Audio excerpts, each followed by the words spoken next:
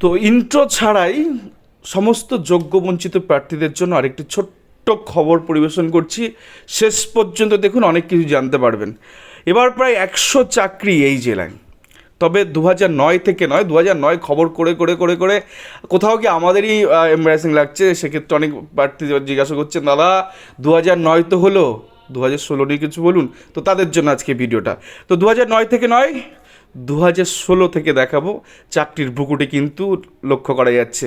তো 32,000 পথের কাটা না মিটলে, যদি 32,000 পথের কাটা না মেটে, তাহলে কিন্তু 2016 থেকে নিয়োগ কিন্তু সম্ভব নয়। তাই এখানে কথাটা লেখা আছে, 32,000 পথের কাটা না হলে নিয়োগ 14 দিনেই হতে পারতো।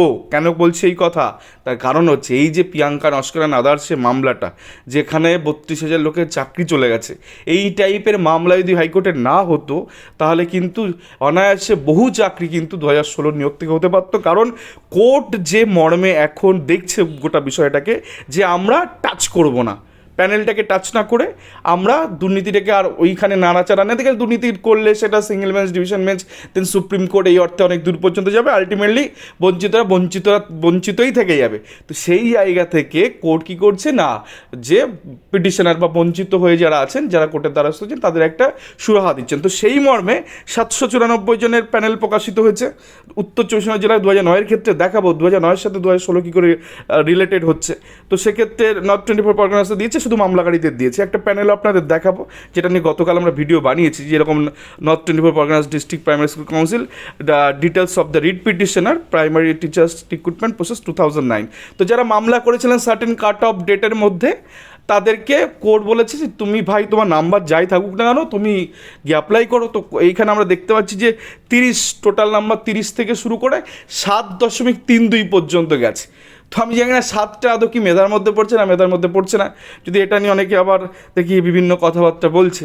তো যাই হোক, আমরা যেটা বলতে চাইছি যে পিটিশনার ভিত্তিক কোর্ট এই যে চাকরিটা দিল, বা এই যে চাকরি নির্দেশ দিল কোর্ট ডিপিএসসি নর্থ 24 2009-এর ক্ষেত্রে, তো কেন দিল সেক্ষেত্রে? তো সেক্ষেত্রে একটা ভ্যাকান্সি এক্সিস্ট করতে হতো, যে এই রিক্রুটমেন্টে পার্টিকুলারলি পিটিশনাররা দাবি করেছিল যোগ্য বঞ্চিতরা, যে এখানে 800-র কাছাকাছি ভ্যাকান্সি আছে। যেমন লাস্ট লাইনটা আপনারা দেখতে পাবেন, north 24 Parganas and the petitioners that there are about 800 post still vacant. অর্থাৎ একটা তো অ্যালিগেশন আপনাকে আনতে হবে যে এই কারণের জন্য আপনি চাকরিটা পাননি। তো এই জেলার ক্ষেত্রে 800টা শূন্য পদ থেকে ছিল এই নোটিফিকেশানে, যার জন্য কিন্তু পিটিশনার বা যোগ্যবঞ্চিত এখানে এসে দাবি দাওয়া করতে পেরেছিল।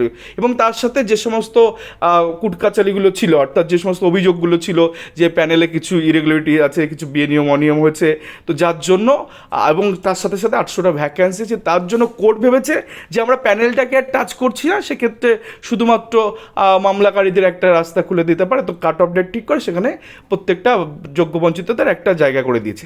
এবং সেক্ষেত্রে ডিপিএসসির তরফ থেকে কী বলা হয়েছিল 2009-এর ক্ষেত্রে, নর্থ 24 পরগনাসের ক্ষেত্রে, যে না, আমাদের কাছে অ্যাভেলেবেল পোস্ট 475টা আছে। তো সেক্ষেত্রে হাওড়ার একটি অর্ডার যেহেতু আগে জাস্টিস আসাম মান্তা স্যার দিয়েছিলেন, যে অ্যাভেলেবেল ভ্যাকান্সিতে নিয়োগ করতে হবে, দেন বাকিটা ধাপে ধাপে করা যেতে পারে। যদিও এই যে মামলাকারী যারা ছিলেন 2009-এর ক্ষেত্রে, টোটাল 800টা ভ্যাকান্ট পোস্ট, মামলাকারী হচ্ছে 794 জন।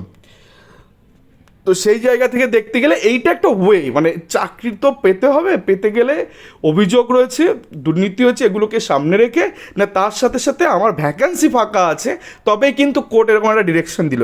এবার 16 থেকে কী করে হতে পারে নিয়োগ, আপনাদের একটা ডিস্ট্রিক্ট দেখায়। সে ডিস্ট্রিক্ট হচ্ছে হাওড়া, ডিপিএসসি হাওড়া। সেটার ক্ষেত্রে 42,949 নিয়োগের ক্ষেত্রে টোটাল ভ্যাকান্সি প্রজেকশন এক্ষেত্রে 42,950 বেরিয়েছিল।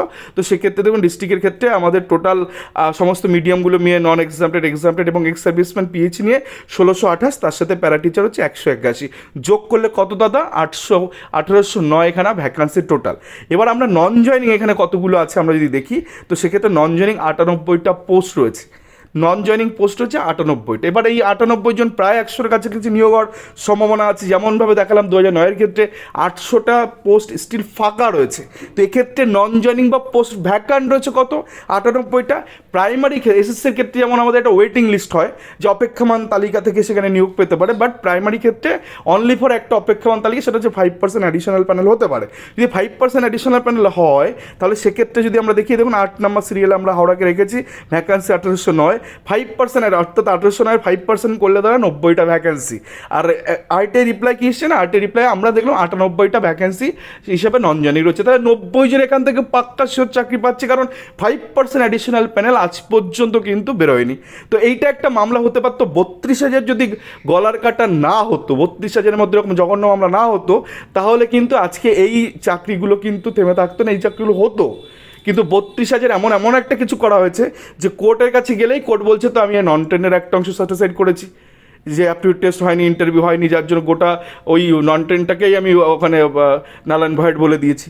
তো সেই জায়গা থেকে এই ঘটনাটা ঘটেছে এবং তার জন্য 5% দিচ্ছে না। এছাড়াও কাট অফ কেসের মাধ্যমে এই সমস্ত ভ্যাকান্সি দেখিয়েও কিন্তু নিয়োগ হতে পারতো। যাই হোক, আপনাদের যে আরটিআইটা দেখাবো, দেখুন আজকে আমরা দাঁড়িয়ে আছি কবে, তো আর দাঁড়িয়ে আছি আজকে আমরা 13 তারিখ, মেবি 14 তারিখে।